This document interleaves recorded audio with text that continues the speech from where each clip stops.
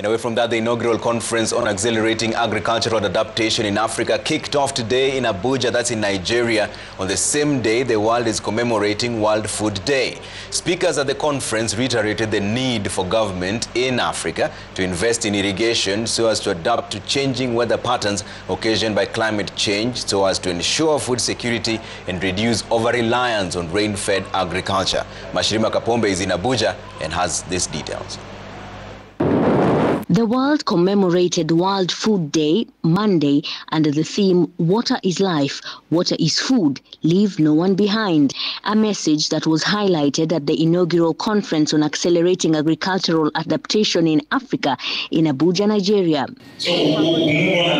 Speakers at the conference calling on governments to invest in the agricultural sector to reduce reliance on rain-fed agriculture and adapt to climate change. Water has been given very little significance when it comes to agricultural production and climate change adaptation in general. Yet, water is at the core of any kind of adaptation, particularly agricultural adaptation. Some of the challenges that our farmers have is that they don't have access fast to technologies, particularly to support them in doing irrigation. They don't have resources sometimes to support those irrigation, practices. Sometimes, they don't even have access to information. Delegates also called for the inclusion of smallholder farmers in climate change adaptation conversations, as they are the key to unlocking food security issues on the continent. In Africa, small-scale farmers constitute over 60% of our production capacity in agriculture.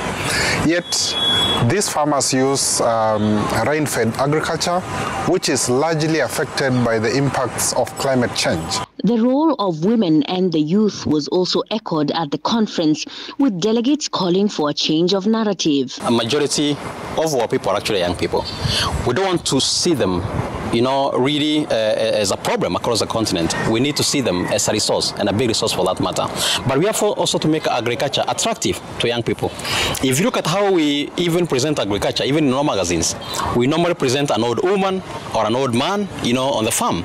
But we must get ways and means of encouraging our young people, availing resources to them, but also, availing, land also to these people, ensuring they have access to land for them to do agriculture. This inaugural agricultural conference comes on the back of the Africa Climate Summit held in Kenya last month, as delegates call for more action and less talk to increase agricultural productivity, reduce poverty, and improve African economies through agriculture. Mashirima Kapombe, Citizen TV, Abuja, Nigeria.